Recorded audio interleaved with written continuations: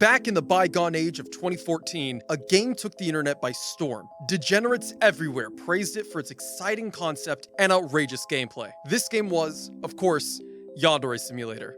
Now, a decade after its initial release, Yandere Simulator's reputation has been tarnished, becoming inseparable from the overwhelming shadow of its creator. But that is a story I'm sure you know all too well. In discussions of Yandere Simulator, I rarely find the subject to be of the game itself. People always talk about its developer and his legacy. So I've taken it upon myself to ignore Yandev entirely in order to judge the game on its own merit. Today I ask that you put aside your cum chalices, if-else statements, and incriminating opinions on the age of consent to give Yandere Simulator an honest and genuine review. First things first though, I think it's important that you know a little bit about me and where I'm coming from. If that's not important to you, you could skip ahead using the chapters below. My name is Shelldrake. I was about 7 to 9 years old during the early 2010s. That is to say, I have a lot of nostalgia for the period of the internet that Yandere Simulator came from. I played the game once when I first got my PC and did not understand what I was doing, so I deleted the game within a couple of hours. I hold a lot of biases against the game though. If I haven't made it clear enough, I do not respect Yandev and think of him as a shit-like stain on the rest of society. But I'll do my best to put these biases aside. With all the preamble out of the way, let's launch the most recent version of Yandere Simulator. The game opens to a lengthy disclaimer. This is a massive red flag if I've ever seen one. Disclaimers for works in progress are fine, but when they get this long, they begin to read less like a disclaimer and more like a deflection. No, you can't criticize my work! I put disclaimers everywhere because I'm a total fucking cop-out. All characters depicted are 18 or older, even if otherwise specified. Oh god, I don't even want to begin to think about the implications of this. The main menu boots up and holy shit, my computer! Both my GPU and CPU are maxed out. I don't have an amazing computer, but it's pretty damn good. And this game made my system look like Japan in 1945. Before booting up the game, you could adjust the screen resolution, but that does nothing to actually help performance. You could only adjust the settings after it nukes your machine. Here, before we digest this menu, let's quickly change the settings. Hopefully I could get rid of this horrendous bloom and... There are no quality presets, but there's a specific key dedicated to turning all settings down.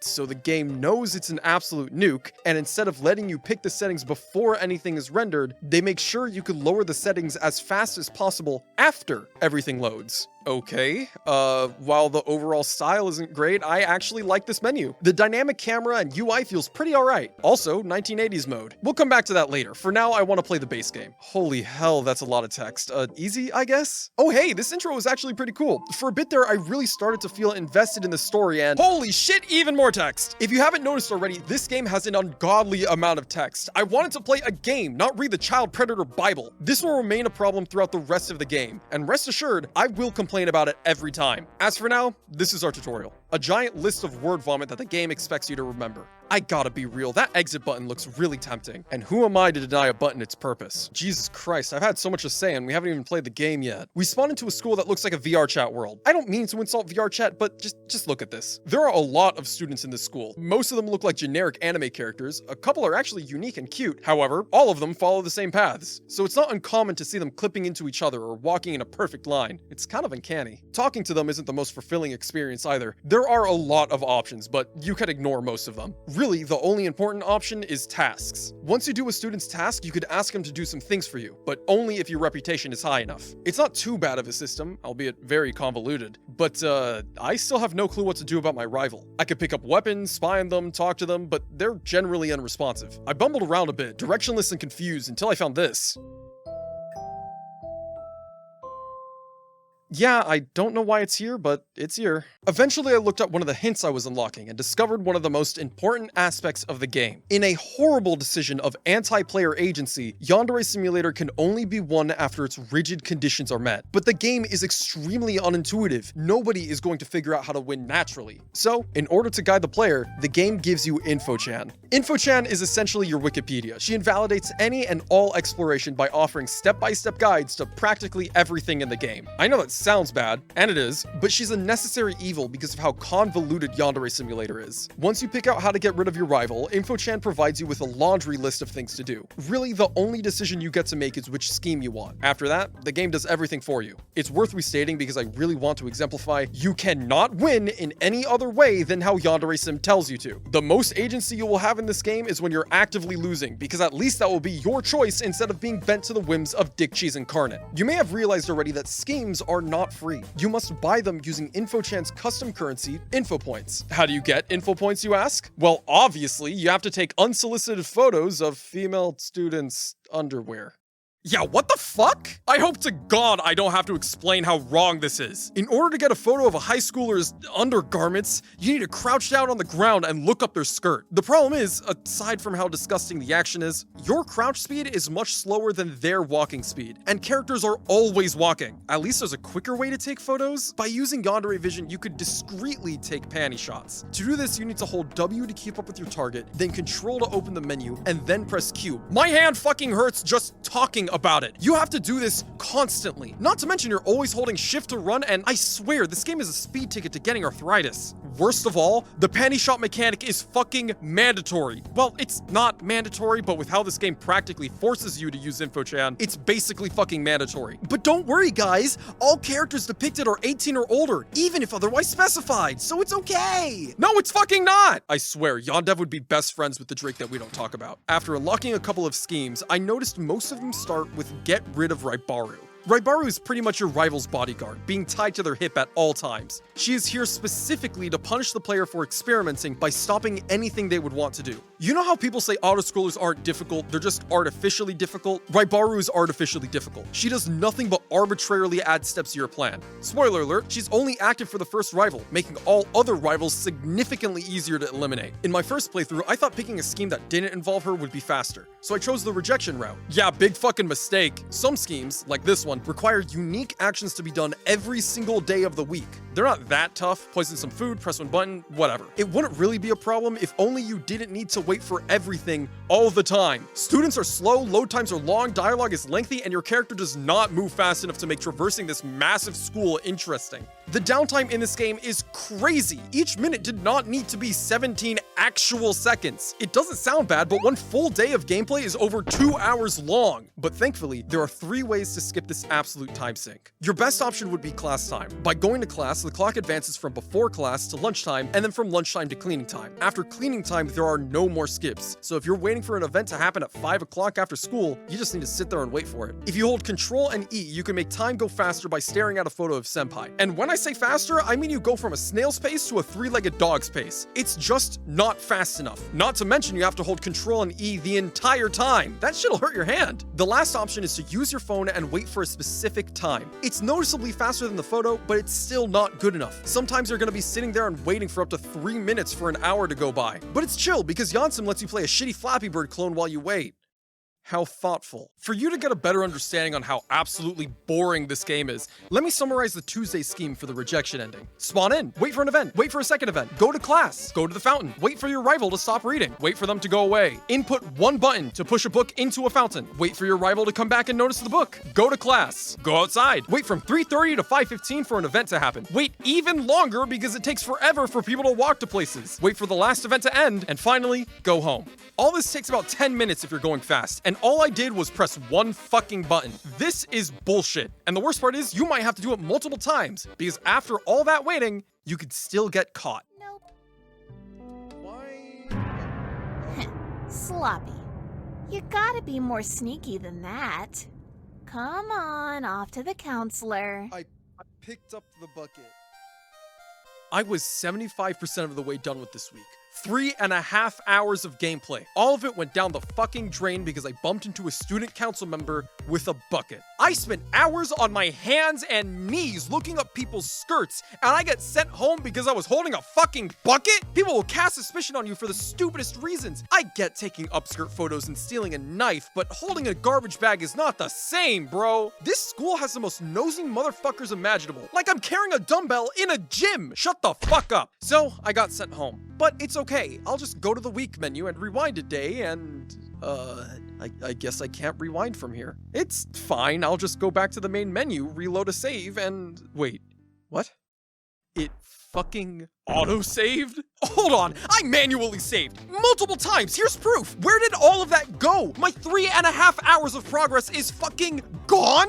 I didn't know this at the time, but your saves don't go to the files on the main menu. They go to the load menu on your phone. So let me get this right. The game does not let you access your manual saves from the main menu, and there are 2 independent saving systems. Are you fucking kidding me? You're telling me that this game lacks a clear and usable saving system, but it has fucking this? Absolutely not. The priorities of this game are fucking crazy. Everything that should be in the game isn't, and everything that shouldn't be in the game is. This has resulted in so much of everything that the game isn't fun, it's just confusing. In my opinion, Yandere Simulator's biggest problem is a lack of focus. This bitch is bloated with features, and it's not like a single feature could combo with a bunch of other features. No. If you pick up an item, that item is useful for one thing, maybe two. It's like a jigsaw puzzle, but instead of each piece being able to connect to multiple other pieces, allowing you to bounce around and explore, you're forced to complete the puzzle linearly, connecting one piece after another, and you have to sift through 300 different pieces in order to find the one that matches the first one, then the second, and so on. It's an odd metaphor, but that's what it's like playing Yandere Simulator. The process of exploring, experimenting, planning, and executing is very fun. But when you don't get to explore, you can't experiment, planning is done for you, and you need to execute for hours, there is no fun. Whatever, I tried to play again. This time going for the kidnapping route and bang, 2 days. Then I realized, hey, what's stopping me from just doing that again? The answer's nothing, by the way. Once you have a route down, there's not much of a reason to try other routes. So I did the same thing over and over until I felt like I had my fill of the base game, which, granted, wasn't very far in. I never ended up finishing the base game. It was just too exhausting to sit through. Before we move on, there are 2 more mechanics that I quickly want to touch on. I couldn't figure out where to put them, but they're very important. The first is stat progression. By going to class, you could allocate points to increase stats. Each stat allows you to perform certain actions like using sedatives, carrying heavy objects, and talking to students better. It takes 2 whole days to increase a stat. So just like Raibaru, this mechanic exists exclusively to waste your time. I hate it. The other thing here to waste a ton of time is all of the shit that happens outside of school. Like, all of it. At the start and end of each day, you go back home. Here, you could do fuck all, like play video games and read manga. You could also go into town to buy things like new panties. This is an insult to me wanting to have a good time. All of this could be missing from the game in its entirety, and I don't think I would notice. もしもし、ドナルドです。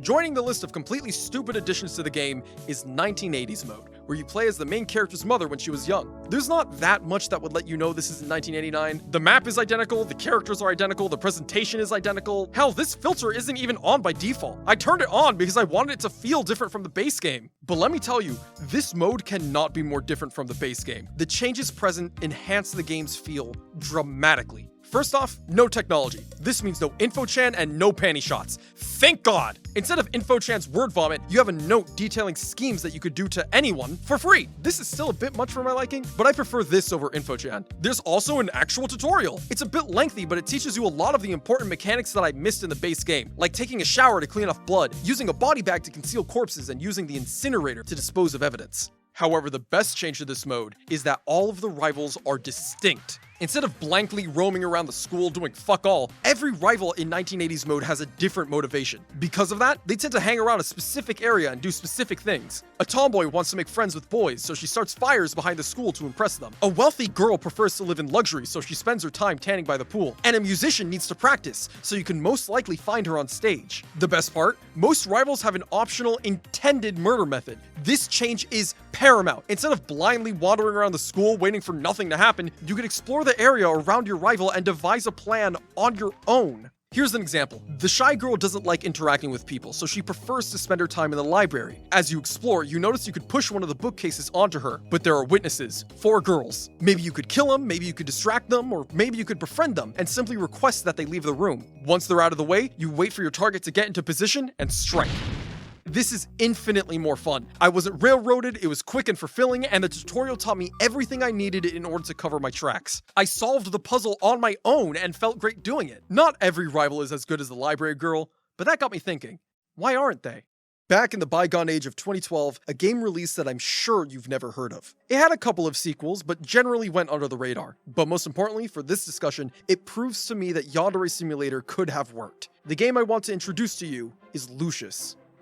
In Lucius, you play as a 6-year-old boy who has been chosen by the devil to sacrifice people. The entire game takes place over the course of several months in one mansion. You explore the expanse of his state, gathering items and figuring out how to kill your targets in increasingly brutal ways. The major thing that sets Lucius apart from Yandere Simulator is that there is a single intended way to kill each target. This sounds like a bad thing, but it actually isn't. Lucius opts to drop you into a situation where you could learn about the environment and then use what you've learned to kill your targets. It's kind of like a puzzle game. While you could explore most of the mansion at any time, each target and everything needed to murder them is generally within the same area. So instead of running around a convoluted map, gathering small MacGuffins and following walkthroughs, it's all right in front of you. Most importantly, you will never have extra items. You will use everything you collect at least once. There's minimum downtime, you don't have to fast forward to certain times or build arbitrary stats, and because everything is so close, you rarely have to wait for NPCs to get from place to place. Early on, police and detectives get involved, and it becomes a cat and mouse game as you sneak around the mansion, evading authority and killing everybody. This structure allows Lucius to control its pace and narrative. Events are connected and intentional, cutscenes are moody and gripping, and deaths are absurd and over the top. I'm saying a lot of positive things about this game, but let's be real. It's old, it hasn't exactly aged well, and I definitely needed some help here and there. But despite all that, the game is fun. If you could look past the rust, Lucius is a good time and I thoroughly enjoyed it. Lucius proves to me that a narrative sandbox game focused on killing, all set in the same reoccurring massive location, can work. I know it's unfair to review things based on what they could have been rather than what they are, but I couldn't help but dream a little bit. Humor me for a moment. Using Lucius as a framework, I'd like to propose my own version of Yandere Simulator. In this version of Yandere Simulator, Senpai is very popular. So instead of having multiple rivals that want to confess at the end of each week, you have multiple rivals that want to confess at the end of each day. Luckily, there's no time limit, so you don't have to plan hours ahead or wait forever. This change allows us to cut most of the downtime. Once you get rid of one rival, you're thrown right into the next. Your rivals are the presidents of each of the school's club, and like Lucius, each one has a single intended murder method. Similar to the library girl, each rival will hang around a specific area correlating to their club. This can exemplify every part of the expansive and diverse school. And while you could explore the school at any time, only things that will help kill your target will spawn. So no more random items or useless features. InfoChan takes on a whole new role too. Instead of railroading you and forcing you to take panty shots, InfoChan will give you hints that progressively unlock as you gather items and information. In the latter half of the game, the player is beckoned to solve problems in their own way. Multiple solutions are introduced so that new problems can be solved using information from old rivals. For example, the photography club president stays in one protected place, so you must find a way to create an opening and kill them. They're obsessed with developing photos, going as far as boarding up the windows of a room to keep out light. If you could damage the photos, your rival will panic, leaving them vulnerable. Maybe the flashlight you looted from the science club president's corpse would be useful. Maybe the tools you used to kill the carpentry club president would let you pry off the boards. Or maybe you could get the gasoline from the garden club and destroy the photos that way. Once the photography club president is panicked and distracted, you strike. The game goes from a feature-infested jankfest to a focused and intentional experience, almost like a puzzle game. Because the pace and events are more controlled, the game could tell a more engaging story. Maybe we could see how our actions affect the school more in depth, or how Senpai specifically is handling the situation. And just think of how much less time it would have taken to develop. You fucking... No. I told myself I wouldn't address him. Let's just move on to my final thoughts. If I were to summarize my experience with Yandere Simulator in one word, it would be disappointing. It's an odd concept for a game, but I'd be lying if I said it wasn't an intriguing one. The hopes and expectations for this game were sky high, and while I recognize it's impossible to live up to such standards, I didn't realize how far the game truly was from how we all thought of it back in 2014. I wanted to discuss a lot more problems, but this video is long enough. You could read my bullet points if you want. But you know what? I would be willing to look past a lot of this if only the game were a bloated mess of an experience that was being used as fetish material for one of the most despicable, slimy, rotten fucks on the internet. I can't take it anymore! I tried to keep my composure for so long, but I just can't do it anymore!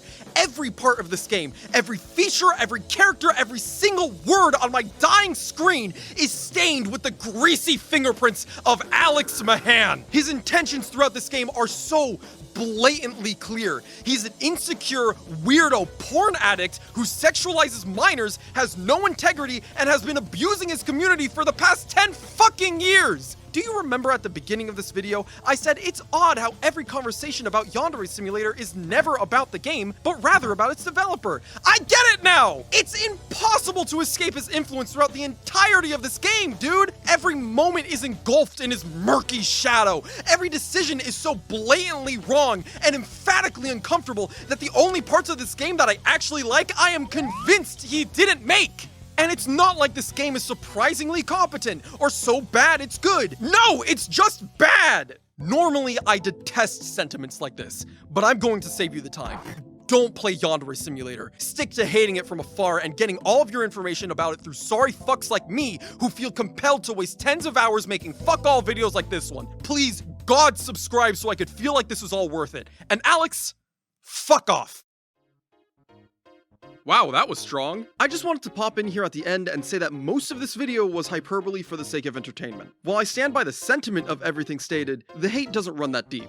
Well, for the most part. Thanks for watching my video. It took a lot longer to make than I expected, so any support is greatly appreciated. I also have a Twitch and a Discord that I'm regularly active on. I promise I won't ban you within milliseconds. We're chill. Yeah, see ya.